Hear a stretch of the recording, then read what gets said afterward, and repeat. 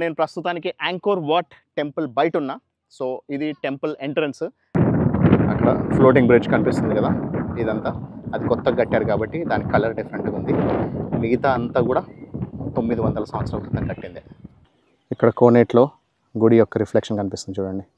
ఇక్కడ గుడి గోడ పైన రామాయణంలోని ఒక ఘట్టం. సో వాలి సుగ్రీవ సంగ్రామం. గోడల మీద అప్సరల యొక్క స్కల్ప్చర్స్ కూడా వేయడం జరిగింది. 36 రకాల హెయిర్ స్టైల్స్ తోటి. 1000 బుద్ధ హాల్ అంటారు. సో ఇక్కడ ఒరిజినల్గా కట్టినప్పుడు ఇక్కడ హిందూ దేవుళ్ళ యొక్క విగ్రహాలు చాలా ఉండేవంట. గర్భగుడి దగ్గరకు వచ్చేసాము. ఈ పర్టికులర్ స్థానంలో విష్ణుమూర్తి విగ్రహం ఉండేది. ఇప్పుడు ఇక్కడ బుద్ధుడి విగ్రహాన్ని పెట్టడం జరిగింది. ఇక్కడ రాముడు హనుమంతుడి పైన యుద్ధం చేస్తున్నాడు. అక్కడ లక్ష్మణుడు, విభీషణుడు. ఫ్రెండ్స్, ఇప్పుడు మీరు ఇక్కడ చూస్తుంది విష్ణుమూర్తి యొక్క విగ్రహం. సో విష్ణుమూర్తి యొక్క విగ్రహం ఇది యాక్చువల్గా మెయిన్ టెంపుల్లో ఉండాలి. ఇది లక్ష్మీదేవి యొక్క విగ్రహం అంట. Hi friends, this is RK and welcome to my world. నా ప్రపంచానికి స్వాగతం. ప్రస్తుతానికి నేను రాఫెల్స్ హోటల్ నుంచి ఎయిర్పోర్ట్కి వెళ్తున్నా. ఎయిర్పోర్ట్కి వెళ్ళిపోయి ఈ కంట్రీ దాటట్లేదు. ఇక్కడ నుంచి యాంకోర్ వాట్ ప్రపంచంలోనే అతిపెద్ద దేవాలయం. అది ఒకప్పుడు హిందూ దేవాలయం, ఇప్పటికీ హిందూ దేవాలయం ఉందా లేదా అనేది దాని గురించి తెలుసుకుందాం. ప్లస్ అంతేకాకుండా అది సీమ్ రీప్ అనే ప్రావిన్స్లో ఉంది. సీమ్ రీప్ అనే ప్రావిన్స్కి యాక్చువల్గా బై రోడ్ కూడా వెళ్ళిపోవచ్చు. దాదాపు 5.5 to 6 hours వెళ్ళిపోవచ్చు. కానీ 50 minutes మనకి ఫ్లైట్ ఉంది. సో 50 నిమిషాల్లో వెళ్ళగలిగే అవకాశం ఉన్నప్పుడు ఫ్లైటే బెటర్. ఎందుకంటే కంఫర్టబుల్గా వెళ్ళిపోవచ్చు, ఎక్కువ ఇబ్బంది లేకుండా వెళ్ళొచ్చు అని చెప్పేసి అని ఫ్లైట్ టికెట్ బుక్ చేసుకోవడం జరిగింది. మార్నింగ్ 10 o'clock ఫ్లైట్, మళ్ళీ నైట్ 8 o'clock రిటర్న్ వస్తామన్నమాట. సో అలా మొత్తం కంప్లీట్ అక్కడ మనకి సీమ్ రీప్లో ఉన్న Angkor Wat temple plus Angkor Thom complex, ఈ రెండు కూడా మనం అక్కడికి వెళ్ళి చూసుకొని దాని తర్వాత అక్కడ అసలు ఏమేమి జరుగుతుంది, ఆ టెంపుల్ ఎంత పెద్దది, దాంట్లో ఏముంది అనేది మొత్తం కంప్లీట్ చూసుకుందాం. సో ఈ కార్లో ప్రస్తుతానికి అక్కడ ఎయిర్పోర్ట్ దాకా వెళ్తాను. ఎయిర్పోర్ట్కి వెళ్ళిన తర్వాత ఫ్లైట్ తీసుకున్న తర్వాత మనకి అక్కడ దిగిన వెంటనే నాకు అక్కడ car and local tour guide everything is arranged. ఈ హోటల్ వాళ్ళే మనకు అన్నీ అరేంజ్ చేసి పెట్టారు. అక్కడికి వెళ్ళిన తర్వాత ఆ లోకల్ లొకేషన్ అంతా కూడా చూసుకుంటూ మనకి ఇంగ్లీష్ టూర్ గైడ్ ఉన్నారు కాబట్టి అతను చెప్పేది తను అమ్మాయో తెలియదు మనకి ఎవరనేది. సో ఎవరు వస్తే వాళ్ళు ఆ టూర్ గైడ్ వచ్చిన తర్వాత ఆ టూర్ గైడ్ చెప్పే ఇన్ఫర్మేషన్ అంతా మీకు రిలే చేస్తాను. So keep watching. ఫ్రెండ్స్, మనం ఫోన్పేలో కొన్న టీషర్ట్ ఇది. ఫోన్పేలో కొన్న టీషర్ట్ ఫోనం పెన్లో వేసుకున్నాను. సో ఇక్కడ నుంచి ఎయిర్పోర్ట్కి బయలుదేరుతున్నా.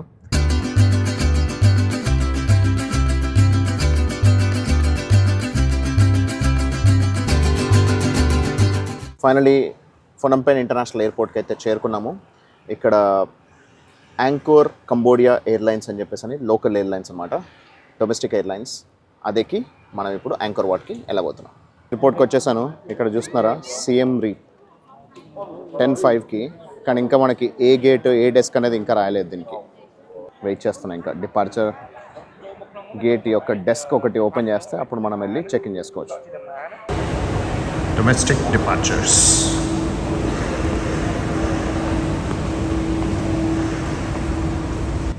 లిటరలీ డొమెస్టిక్ అయితే హార్డ్లీ దేర్ ఆర్ ఎనీవన్. ఒకరిద్దరు మాత్రమే కనిపించారు. మామూలుగా అవుట్ సైడ్ ఇండియా ఉన్నప్పుడు మనము డొమెస్టిక్ ఫ్లైట్ ఎక్కాల్సిన అవసరం రాదు. ఎందుకంటే అన్ని చిన్న చిన్న దేశాలే. ఒకవేళ అమెరికా కానీ లేదంటే ఆస్ట్రేలియా లాంటి పెద్ద పెద్ద కంట్రీస్కి వెళ్ళినప్పుడు డొమెస్టిక్ ఎక్కుతాం. సో ఇది కంబోడియా చిన్న దేశం అయినా సరే యాంకోర్ వాట్ వెళ్ళడానికి 50 నిమిషాల ఫ్లైట్. సో అదొక్కటే ఇప్పుడు ప్రస్తుతానికి ఉన్న ఫ్లైట్. అందుకే మొత్తం ఎయిర్పోర్ట్ అంతా చూడండి ఎంత ఖాళీగా ఉందో. ఇదంతా డొమెస్టిక్ టర్మినల్ అనమాట. లిటరలీ ఒక 4-5 కనిపిస్తున్నారు. ప్లస్ మన ఫ్లైట్ ఎక్కే వాళ్ళు మాత్రమే కనిపిస్తున్నారు. అంతకు మించి ఇంకెవ్వరు లేరు. Empty empty empty. Cambodia Angkor ఎయిర్లో బోర్డింగ్ పాస్ తీసేసుకున్నా. సో ఇక్కడ నుంచి మనం సీఎం రీప్కి వెళ్ళి అక్కడ నుంచి యాంకోర్ వాట్కి బయలుదేరుతాం.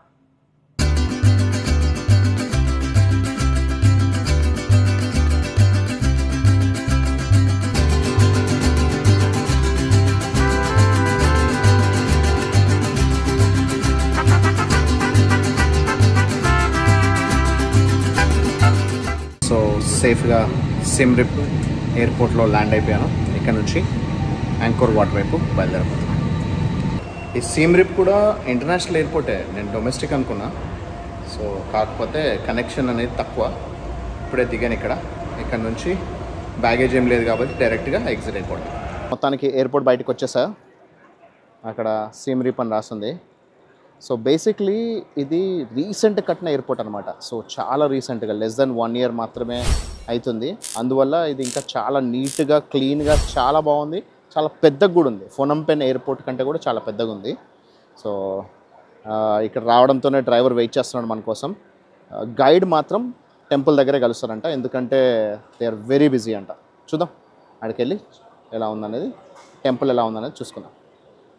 సో కార్ డ్రైవర్ సబోద్ వచ్చాడు. సో మనల్ని పిక్ చేసుకొని వెళ్తున్నాడు. సో ఇప్పుడు వెళ్ళి కార్ ఎక్కేసి ఇక్కడ నుంచి it takes 1 hour for us to reach. Okay, గంట సేపు పడుతుందంట. 1 hourలో టెంపుల్ దగ్గర ఉంటాం. మనం ఈ కార్ ఎక్కేసి ఇప్పుడు టెంపుల్ దగ్గరికి వెళ్ళబోతున్నాం.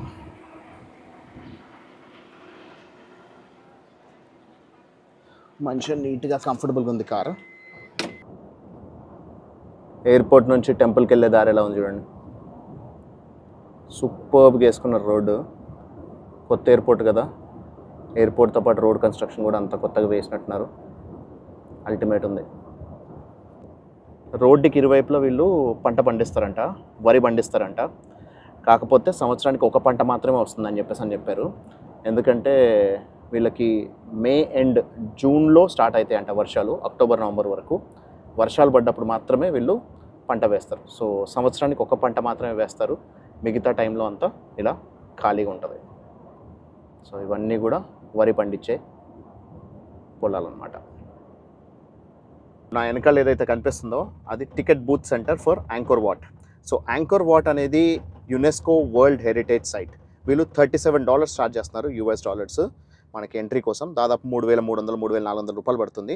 అయితే ఆన్లైన్లో కూడా కొనుక్కోవచ్చు.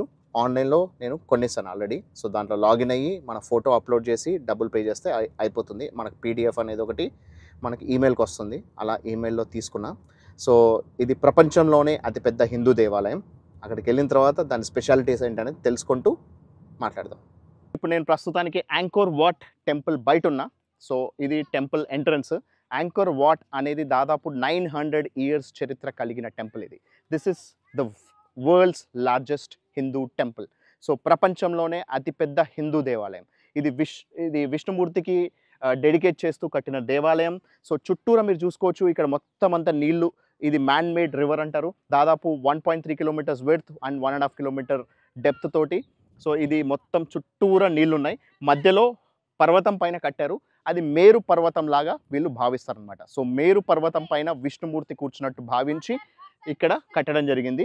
కింగ్ సూర్యవర్మన్ అనే రాజు ఇక్కడ కట్టించడం జరిగింది 12వ సెంచరీలో, 11th century స్టార్టింగ్లో అండ్ 12th centuryలో. సో దాదాపు 30 years పట్టింది, 30 సంవత్సరాలు పట్టింది ఈ టెంపుల్ని కట్టడానికి. ఈ టెంపుల్ని కట్టడానికి దాదాపు 5.5 million tons of sand stone అనేది వాడడం జరిగింది. అది ఎంత ఎక్కువ అంటే మనకి ఈజిప్ట్లోని పిరమిడ్స్ కట్టడానికి ఎంతైతే అయిందో అంతకంటే ఎక్కువ. సో ఈజిప్ట్లోని అన్ని పిరమిడ్స్ కలిపితే ఎంతైతే శాండ్ స్టోన్ పట్టిందో అంతకంటే ఎక్కువ శాండ్ స్టోన్ యూస్ చేసి ఇదంతా కట్టడం జరిగింది. సో ఇదంతా చూసుకోండి ఎంత బాగా, ఎంత నీట్గా కట్టారు. ఇక్కడ అంతా కూడా వాటర్ మొత్తం కంప్లీట్. ఇటువైపు వాటర్ ఉంది, అటువైపు వాటర్ ఉంది, అక్కడ వెనకాల వైపు కూడా వాటర్ ఉంది. అక్కడ మనకు కనబడుతుందేమో ఫ్లోటింగ్ బ్రిడ్జ్ అనమాట. ఆ ఫ్లోటింగ్ బ్రిడ్జ్ అనేది రీసెంట్గా ఒక 7 years బ్యాక్ కట్టడం జరిగింది. సో ఇది ఒరిజినల్గా కట్టిన ఎంట్రన్స్ అనమాట, మెయిన్ ఎంట్రన్స్. ఇది యునెస్కో వరల్డ్ హెరిటేజ్ సైట్ కాబట్టి ఆల్మోస్ట్ 800-900 years క్రితం ఎలా అయితే కట్టారో దాన్ని అలాగే ఉంచారు.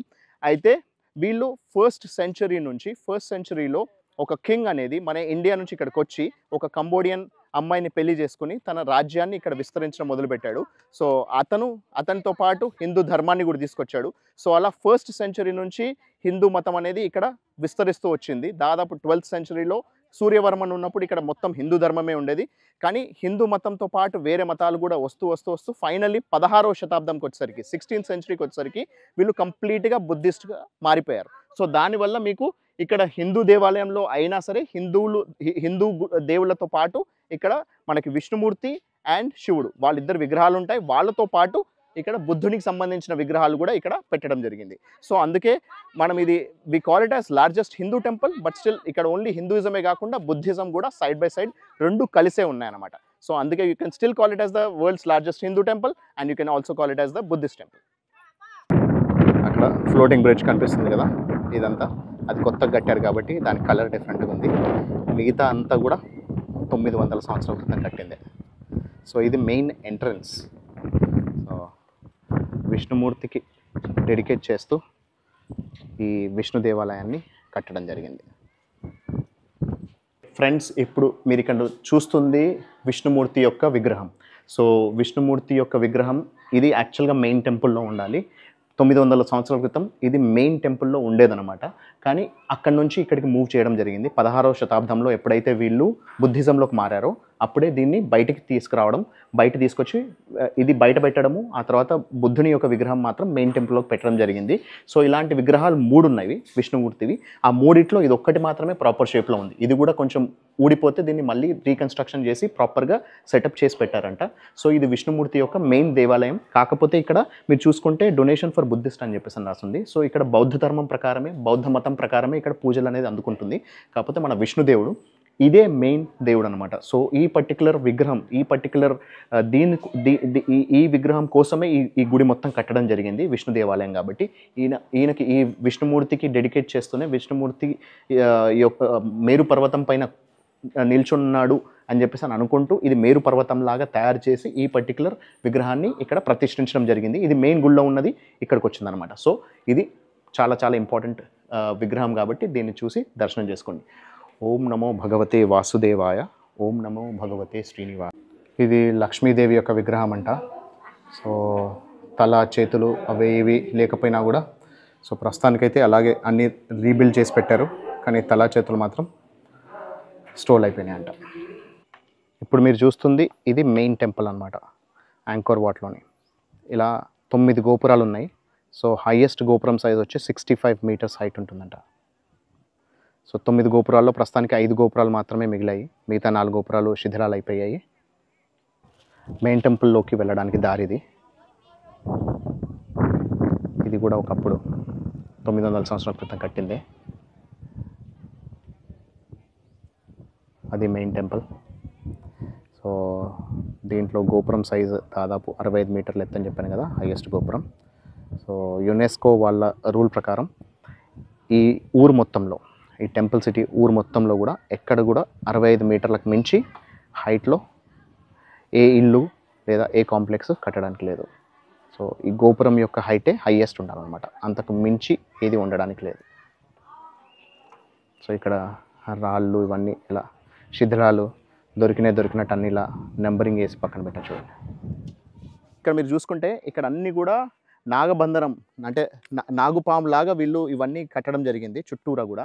సో వీళ్ళ ఉద్దేశం ఏంటంటే నాగబంధం ఎందుకు వేస్తారంట అంటే 3 లోకాలను రిప్రజెంట్ చేస్తూ, అండర్ గ్రౌండ్లో నాగలోకం ఉంటుందని తెలిసిందే కదా, అది ప్లస్ మనలోకము అండ్ దెన్ స్వర్గలోకము, 3 లోకాలకి రిప్రజెంటేషన్గా ఇలా ఈ నాగబంధం అనేది అన్ని గుళ్ళల్లో వీళ్ళు ఇక్కడ ఖమేర్ ఆచారం ప్రకారం వీళ్ళు ఇలా పెడతారనమాట. సో అందుకోసం మీరు ఎక్కడ చూసుకున్నా కూడా నాగాస్త్రం ఆర్ లేదా నాగబంధనం లాగా నాగుపాము షేప్లో ఇవన్నీ ఉన్నాయి. సో నిన్న మనం లావోస్లో చూసింది కూడా, సో ఒకవైపు ఏమో డ్రాగన్ లాగా ఉంది, ఇంకోవైపు ఏది ఉంది అని అనుకున్నాం. కానీ సో డ్రాగన్ కాదనమాట, ఇదంతా కోబ్రా. సో కోబ్రా షేప్లో ఇవన్నీ వీళ్ళు ఇలా పెట్టడం జరిగింది. సో తోకలోంచి అందుకే నీళ్లు పోస్తే తలలోంచి మనకి అక్కడ ఆ విగ్రహం పైన నీళ్లు పడేలా చేస్తారనమాట.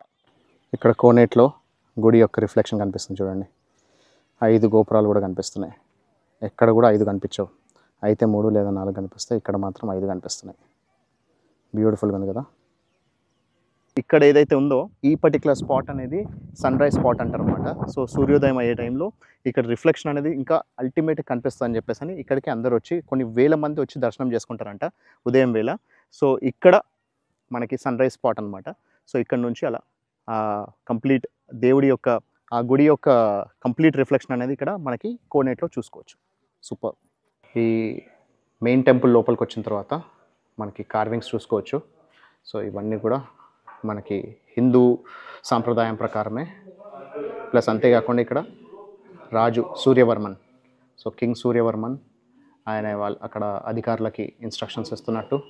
ఇక్కడ ఎవరైతే చేతిలో పుస్తకం పట్టుకున్నారో ఆయన ఆస్ట్రాలజర్ అనమాట. సో మంచి రోజులు చూసి ఎప్పుడు యుద్ధం చేయొచ్చు, ఎప్పుడు చేయకూడదు అని చెప్పేసి ఆర్డర్స్ ఇస్తున్నట్టు ఇలా రిప్రజెంటేషన్గా ఈ గోడల పైన ఇలా పెట్టడం జరిగింది.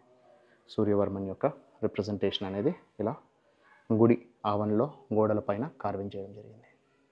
ఇవన్నీ కూడా 900 ఇయర్స్ ఓల్డ్ కార్వింగ్స్ అనేది దాదాపు 64 మీటర్స్ లాంగ్ ఉన్నాయి. ఇక్కడ చూసుకుంటే కొన్ని ఇలా స్క్వేర్లో కట్ చేశారు కొన్ని పీసెస్ అనేది. ఇవన్నీ పీసెస్ అనేది ఫ్రెంచ్ వాళ్ళు వీళ్ళ దగ్గర ఏలుతున్నప్పుడు వాళ్ళకి అర్థం కాలేదంట అసలు ఎలా ఒక రాయిని ఇంకో రాయిని కలిపారు అని చెప్పేసి అని తెలుసుకోవడం కోసం ఇలా ఈ రాళ్ళను మధ్యలోంచి కటింగ్ చేసి దాన్ని రీసెర్చ్ చేశారంట. అసలు ఎలా కలపగలిగారు, ఇవన్నీ ఎలా ఎంత గట్టిగా ఎలా బంధం ఏర్పడింది రాళ్ళ మధ్యలో అని చెప్పేసి అని చూసారంట. కానీ వాళ్ళకి ఏమీ అర్థం కాలేదంట. కానీ ఇలా కటింగ్స్ అనేది మాత్రం మీరు చూసుకోవచ్చు. ఈ కటింగ్స్ పక్కన పెడితే కార్వింగ్స్ అనేది ఎంత బాగున్నాయి చూడండి. నాకైతే లిటరలీ మన వరంగల్లోని 1000 పిల్లర్ టెంపుల్ 1000 స్తంభాల గుడి చూస్తున్నట్టు అనిపిస్తుంది. ఇక్కడ సూర్యవర్మన్ యుద్ధ భూమిలో ఉన్నట్టు ఆయన ఏనుగు పైన ఆడ పక్కన విష్ణుమూర్తి యొక్క పతాకంతో సోల్జర్స్ ఉన్నట్టు. ఇక్కడ హోల్స్ చూస్తున్నారా? ఈ హోల్స్ అనేది ఎలా ఏర్పడాయి తెలుసా? గోడకి వాళ్ళు షూట్ చేస్తే అక్కడ నుంచి పడ్డ రిఫ్లెక్షన్స్ అనమాట. ఇవన్నీ కూడా సిమెంట్తో తర్వాత మూసేశారు. ఇవన్నీ హోల్స్ అనమాట. ఇక్కడ వీళ్ళకి 1975-79లో సివిల్ వార్ అయింది కమ్యూనిస్టులకి డెమోక్రటిక్స్ మధ్యలో. ఆ సివిల్ వార్ జరిగిన సమయంలో వీళ్ళు ఒకరికొకరు ఫైరింగ్ చేసుకున్నప్పుడు షూట్ చేసుకున్నప్పుడు ఈ గోడలు వెనకాల వాళ్ళు దాక్కుంటే షూట్ చేస్తే ఇలా హోల్స్ పడ్డాయి. ఇటువైపు ఒక యాక్టివ్ బుద్ధిస్ట్ మొనాస్ట్రీ ఉందంట. So monks and nuns are living here అని చెప్పేసి అన్నారు. బుద్ధిస్ట్ మాంగ్స్ అనేది ఇక్కడే ఉంటున్నారంట. 2 ఉన్నాయంట యాక్టివ్గా. దాంట్లో ఇక్కడ ఒకటి ఉందన్నమాట. ఇక్కడ చూసుకున్న మీకు ఈ నాగబంధనం అనేది కనిపిస్తుంది. ఇక్కడ యముడు ఒక బఫెలో పైన ఉండి ఆయన తీర్పిస్తున్నట్టు. సో ఎవరైతే పైన ఉన్నారో వాళ్ళందరినీ స్వర్గలోకానికి పంపిస్తున్నట్టున్నారు. కింద ఎవరైతే పాపాలు చేశారో వాళ్ళందరికీ ఇక్కడ వాళ్ళ పాప పరిహారం కోసం వాళ్ళందరికీ శిక్షలు వేస్తున్నట్టు. ఇక్కడ ఆ డిపిక్షన్ అనేది క్లియర్గా వీళ్ళు ఇక్కడ గోడల పైన కార్వింగ్ చేశారనమాట. సూపర్బ్ ఉంది కదా. ఇక్కడ churning of the sea of milk అని రాసింది. సో సముద్ర మథనం. సో ఇక్కడ మనం మేరు పర్వతాన్ని ఇన్స్పిరేషన్గా తీసుకొని ఈ గుడి కట్టారని చెప్పాను కదా. సో విష్ణుమూర్తికి ఆలయంగా. సో ఇటువైపు ఏమో అందరూ రాక్షసులు. సో వాళ్ళు వాళ్ళు తల వైపు ఉన్నట్టు, అటువైపు అందరూ దేవతలు తోక వైపు పట్టుకొని సాగరాన్ని మధించారు. సాగర మథనానికి ఇక్కడ రిప్రజెంటేషన్ లాగా. సో ఎప్పుడైతే మేరు పర్వతాన్ని వీళ్ళు చిలికారో సో అప్పుడు ఆ మేరు పర్వతం పడిపోతుంటే కింద విష్ణుమూర్తి ఆయన తాబేలు స్వరూపంతో సో ఆయన రెండో అవతారమైన తాబేలులాగా వచ్చి ఆ మేరు పర్వతాన్ని కంట్రోల్ చేస్తూ సో అలా సాగర మథనం అనేది సో అమృతాన్ని చిలికడం కోసం వాళ్ళు రాక్షసులు దేవతలు కలిసి చేసిన ప్రయత్నం ఇది. సో ఇదంతా కూడా ఇక్కడ డిపిక్షన్ అనేది క్లియర్గా వీళ్ళు వేశారనమాట. సో పైన పర్వతానికి పైన ఇంద్రుడు. సో దాన్ని పైన కూడా కంట్రోల్ చేస్తున్నట్టు. సూపర్బ్ ఉంది కదా. ఇప్పుడు ఇక్కడ నుంచి వచ్చాం మనము. ఇదంతా కూడా ఎంత కిందికి కనిపిస్తుంది చూడండి. ఇంత హైట్లో 2nd లెవెల్లో ఈ గుడి అనేది ఇక్కడ కట్టడం జరిగింది.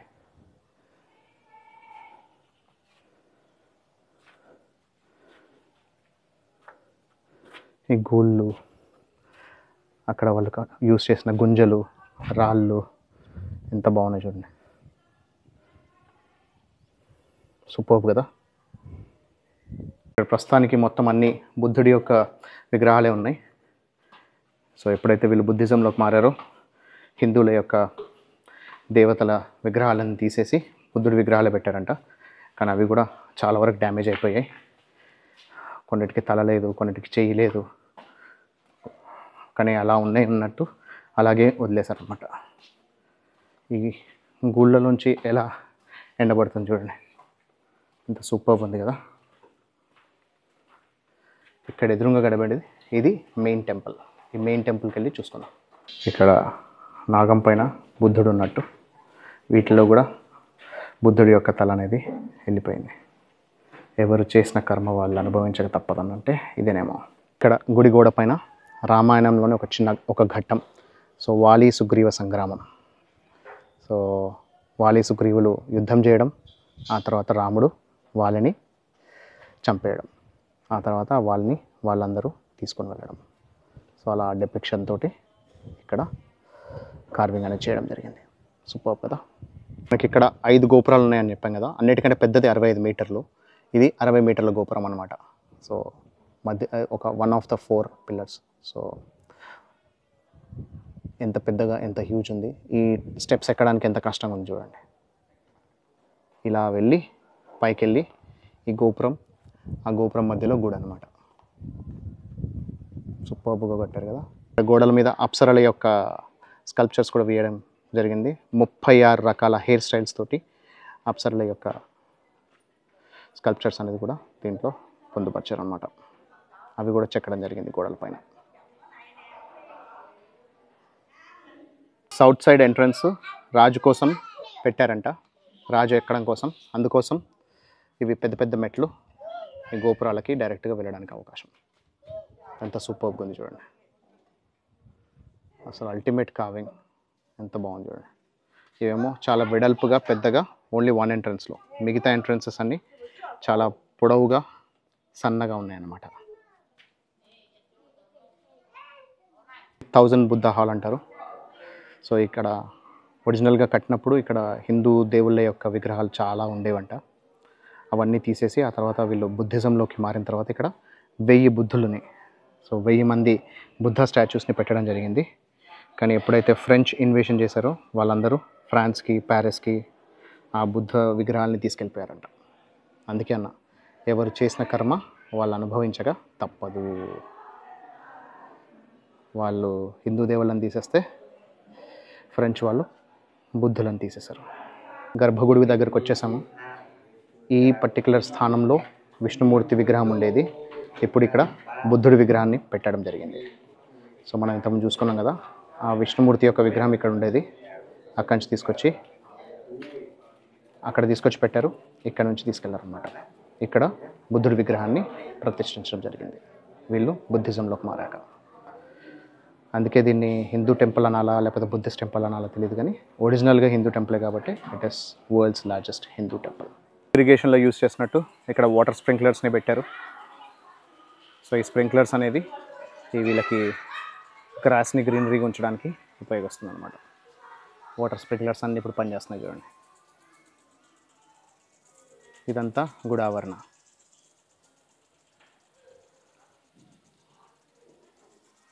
గుడి ఆవరణ, తాటి చెట్లు, సూపర్గా ఉంది.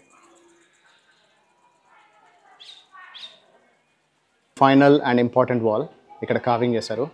ఇక్కడ మనకి రాముడు హనుమంతుడి పైన నిల్చున్నట్టు, పక్కన లక్ష్మణుడు, విభీషణుడు, వీళ్ళందరూ ఒకవైపు ఇక్కడ రాక్షసులతోటి, రావణుడితోటి యుద్ధం చేస్తున్నట్టు. ఇదంతా కూడా ఇక్కడ కార్వింగ్ చేసి 900 సంవత్సరాల క్రితమే ఇదంతా చెక్కడం జరిగింది. ఇది ఫైనల్గా రావణాసురుడు. ఇటువైపు అందరూ రాక్షసులు, ఇటువైపు అంతా రాముని సేన ఆయనతో యుద్ధం చేస్తుంది. ఫ్రెండ్స్, సో ఫైనలీ ఇక్కడ రాముడు హనుమంతుడి పైన యుద్ధం చేస్తున్నాడు. అక్కడ లక్ష్మణుడు, విభీషణుడు. సో రావణాసురుని తమ్ముడైనా సరే రాముడి క్యాంప్లోకి వచ్చాడు కాబట్టి సో ఆయన ఇటువైపు ఉన్నట్టు, సో ఆయన రావణాసుడితో యుద్ధం చేస్తున్నట్టు ఇవంతా ఇక్కడ క్లియర్గా ఒక వాల్ పైన అంతా డిపిక్షన్ అనేది ఇక్కడ చెక్కడం జరిగింది. సూపర్గా ఉంది. So this is Angkor Wat. So మనకి చివరిగా రాముని చూపిద్దామని చెప్పేసి రాముడు ఎక్కడైతే ఉన్నాడో అక్కడ మనం ఎండ్ చేద్దామని అనుకుంటున్నా. సో ఇదైతే నాకు చాలా బాగా అనిపించింది. కాకపోతే చెప్పా కదా, ఎవరు చేసిన కర్మ వాళ్ళు అనుభవించక తప్పదన్నట్టు. సో వీళ్ళు హిందూ దేవాలయాన్ని వీళ్ళు బుద్ధ దేవాలయం కింద మార్చుకున్నారు. సో ఆ తర్వాత మళ్ళీ మిగతా వాళ్ళు మన ఫ్రెంచ్ వాళ్ళు వచ్చి ఈ వీళ్ళ బుద్ధ దేవాలయాన్ని మొత్తం ధ్వంసం చేయడం, లేదంటే ఇక్కడి నుంచి తీసుకెళ్ళడం, ఇవన్నీ జరిగిందనమాట. సో ఒకరు ధ్వంసం అనేది మొదలు పెడితే ఆ విధ్వంసం అనేది ఎక్కడి దాకైనా వెళ్తుంది అనేది ఇది ఒక సారాంశం. సో ఇది Angkor Wat temple. Super ultimate ఉంది. నాకైతే చాలా నచ్చింది. మీకు ఎలా అనిపించింది అనేది కమెంట్స్లో తెలియజేయండి. సో యాంకోర్ వాట్కి వచ్చేసాము, చూసుకున్నాము, చాలా బాగుంది. అది చాలా బాగా అనిపించింది. అది చూసుకున్న తర్వాత ఇక్కడ రిప్రజెంటేషన్తో ఏం తీసుకపోతే కరెక్ట్ కాదు కదా, అందుకే ఈ షర్ట్ తీసుకున్నా, యాంకోర్ వాట్ కంబోడియా అని చెప్పేసి అని ఎప్పటికీ గుర్తుండిపోయేలాగా. సో ఈ షర్ట్ తీసుకున్నా. ఇక్కడ ఏంటంటే విపరీతమైన ఎండ తీవ్రత ఎక్కువ ఉంటుంది, సో వేడి, అందుకని ఈ స్కార్ఫ్ కూడా ఒకటి కొనుక్కున్నా. నెక్స్ట్ ఇక్కడ కంబోడియా మ్యాగ్నెట్స్ కూడా తీసుకున్నా 2. సో ఇవన్నీ ఇక్కడ తీసుకోవడం జరిగింది, మ్యాగ్నెట్స్ కూడా. సో నా ఫ్రిడ్జ్కి పెడతా అని చెప్పాను కదా, ఇది నాకేంటంటే వీళ్ళు హ్యాట్ కానీ లేకపోతే ఏదైనా టోపీ కానీ పెట్టుకోవచ్చు కదా అంటారని, నాకు నా జుట్టు కనిపించడం నాకు ఇష్టం. సో నా జుట్టును కవర్ చేయడం నాకు అసలు ఇష్టం ఉండదు. సో అందుకోసమే నేను హ్యాట్ పెట్టుకొని ఎప్పుడు, సో హ్యాట్ పెట్టాల్సి వస్తే కూడా నేను ప్రిఫర్ చేయను. సో అందుకే హ్యాట్ తీసుకోలేదు. సో కావాలంటే చెమట తుడుచుకోవడానికి ఇది వాడుతున్నాను అనమాట. సో ఇక్కడ ఇలా ఈ కంబోడియాలో యాంకోర్ వాట్ దగ్గర ఇలా షాపింగ్ కంప్లీట్ చేశాను.